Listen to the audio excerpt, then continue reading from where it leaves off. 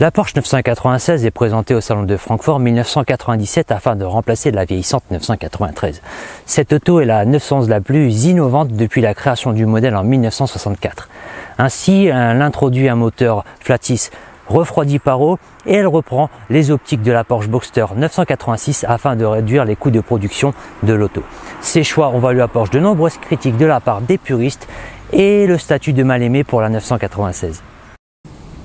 La Porsche 996 sera produite dans de nombreuses variantes allant de la Carrera à la GT2. La voiture sera produite en phase 1 de 1997 à septembre 2001 et en phase 2 de septembre 2001 à 2004. La phase 2 reprend quelques évolutions stylistiques issues de la 911 Turbo sortie en 2000, notamment les feux avant. Et je vous propose aujourd'hui de découvrir un très bel exemplaire de cette voiture, une Porsche 996 Targa de 2002 que je vous laisse observer pendant un petit instant. Cette 996 Targa fait honneur à la réputation sportive de Porsche. Elle a balle 0 à 100 en 5 secondes 2, vitesse max 287 km/h, poids à vide 1440 kg, le tout pour un prix de 84 600 € à l'époque. Elle n'est pas très longue, elle fait 4,43 m de long et surtout pas très large avec 1,76 m de largeur. Porsche dévoilera bien sûr des versions plus radicales et encore plus sportives de cette 996. Ainsi, Porsche proposera une version adaptée à la piste avec sa 996 GT3 et ses 360 chevaux. Porsche introduira également une délirante 996 GT2 forte de 462 chevaux. Et puis bien évidemment, le préparateur RUF dans les années 2000 proposera une version poussée jusqu'à 590 chevaux de la 996 et de son flat 6 avec la R Turbo. Je vous propose tout de suite de nous diriger vers l'arrière de cette 996 pour y découvrir le premier moteur Porsche de la chaîne. Il s'agit donc d'un moteur M96 03.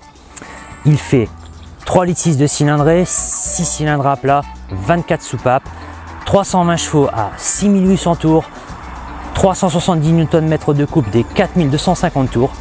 Des chiffres très impressionnants qui promettent des performances à la hauteur de la réputation de cette auto.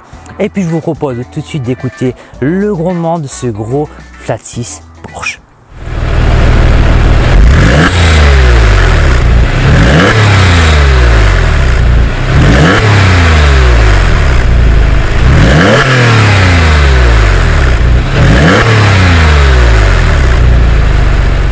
Les amis, je suis très content aujourd'hui de pouvoir vous présenter la première Porsche de la chaîne. Il s'agit donc d'une 996 de 2002, une rare version Targa entièrement d'origine avec un historique complet. Et elle affiche actuellement 131 000 km au compteur. À l'avant de cette 996 Targa, eh bien, on retrouve un très joli pare-choc peint en caisse enveloppant avec des entrées d'air sous le dessous, donnant vraiment du caractère à cette face avant. On a également un logo Porsche sur l'avant du capot et puis sous ce capot, non pas un moteur électrique comme sur une voiture hybride, mais un tout petit coffre parfait pour les week-ends en amoureux. Et puis bien évidemment, de chaque côté de l'auto, deux phares repris de la version turbo sur cette 996 phase 2 qui donne à nouveau pas mal de caractère à cette voiture. Sur cette 996 phase 2, eh bien, on retrouve des jantes optionnelles en 18 pouces. Elles sont très élégantes et racées. Niveau freinage, eh bien, on a des disques de 318 mm à l'avant ventilés, 299 mm à l'arrière également ventilés. Un freinage moderne et performant, parfait pour un usage intensif de cette 911. Pour le reste de la caisse, eh bien, c'est très discret et très simple. On n'a pas de baguette latérale, on a juste des bas de caisse et des poignées peintes en caisse. Et puis bien sûr, la fameuse trappe à essence, si traditionnelle sur les 911. À l'arrière de cette 996 Targa, eh bien, on retrouve à nouveau un pare-choc peint en caisse enveloppant, de très belles sorties d'échappement optionnelles, deux doubles sorties d'échappement permettant de libérer un petit peu plus ce flat 6. On retrouve également en plein milieu un logo Targa permettant d'afficher sa personnalité. On a également des feux d'origine teintés de noir très discrets. Un aileron déployable électriquement depuis une petite commande située à l'intérieur de la voiture.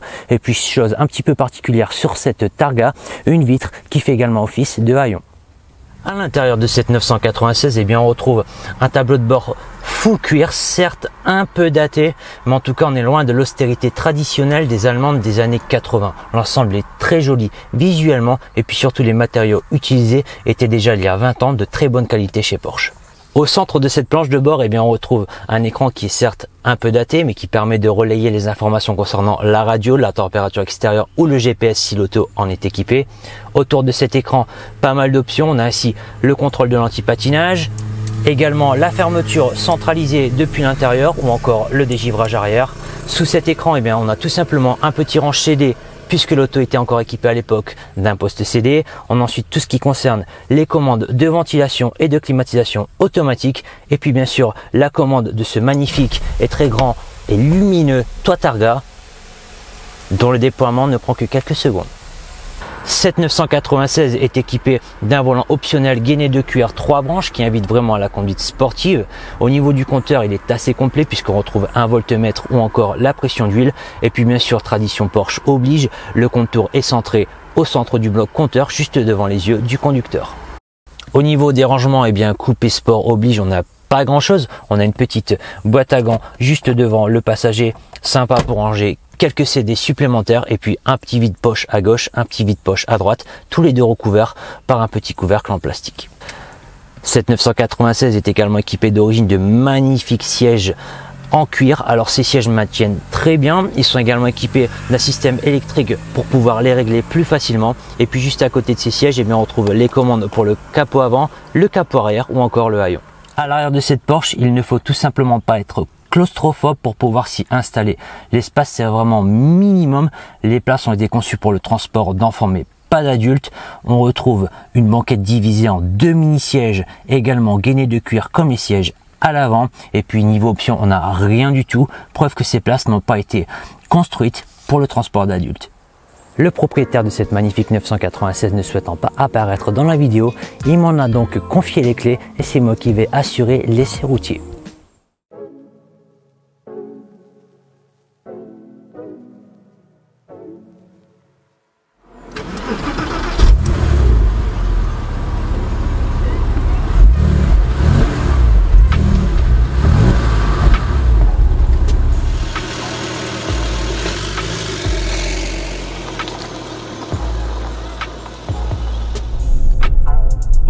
Cette 996. Alors qu'est-ce que je peux vous dire? La première Porsche que j'essaye sur la chaîne.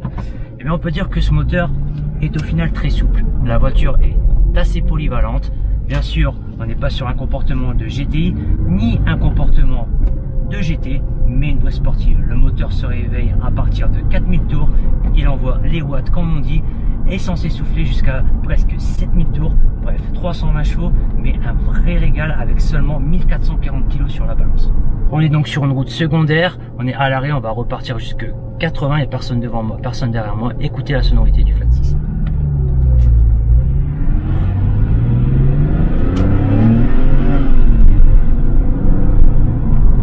Au niveau de la boîte de cette 996, eh bien écoutez, c'est un vrai régal.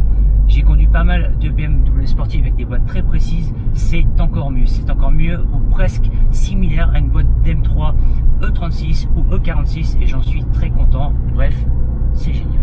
Au niveau des freins de cette 996, eh bien écoutez, on a pas mal de mordants à la pédale, on a un freinage performant et moderne, c'est parfait même en usage intensif. Bien sûr, si vous souhaitez faire un peu de circuit avec la voiture, il faudra faire peut-être un petit upgrade au niveau des freins, mais pour moi c'est largement suffisant pour un usage normal.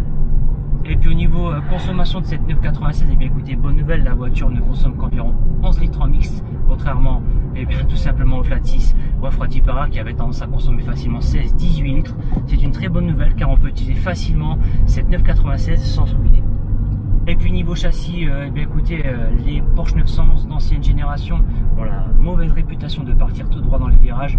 Celle-ci honnêtement est très sécurisante. Bien sûr, peut-être que lorsqu'on aborde les limites de l'auto en courbe, on peut se faire quelques frayeurs, mais lors d'un usage normal, même sportif, aucun problème pour moi.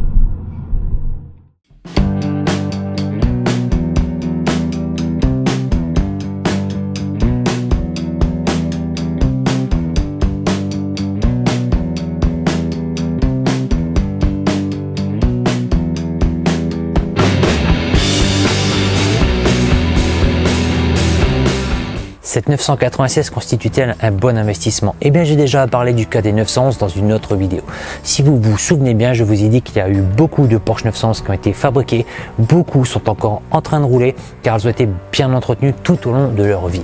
Le marché est vraiment inondé de ces voitures. Alors certes, leur cote a augmenté énormément pendant le boom des voitures de collection, mais au final, on s'est rendu compte que nombre d'exemplaires sont à la vente et encore en circulation et les cotes commencent à baisser un petit peu. Par exemple, certaines 911 Turbo ont vu leur cote reculer jusqu'à 30 voire 35% aux enchères et également sur le marché. Donc faites très attention si vous souhaitez investir dans une 911, choisissez un modèle rare et c'est le cas de cette 996 Targa puisque seulement 5142 exemplaires ont été fabriqués sur 175 996 au total.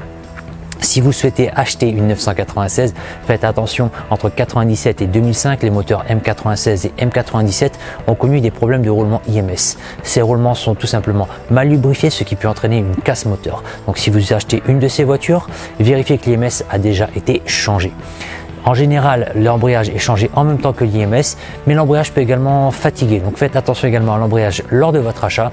En ce qui concerne les spécialistes sur ces voitures, eh bien, il y en a beaucoup en France. Porsche les prend encore en charge, donc de ce côté-là, pas de souci. Et puis on a de nombreux sites en ligne qui vendent pas mal de pièces pour les Porsche. Donc normalement, l'entretien de ces Porsche ne devrait pas vous poser de problème. Les amis, je suis très content d'avoir pu vous présenter aujourd'hui la première Porsche de la chaîne. J'espère que vous avez aimé la vidéo et cette 996 Targa.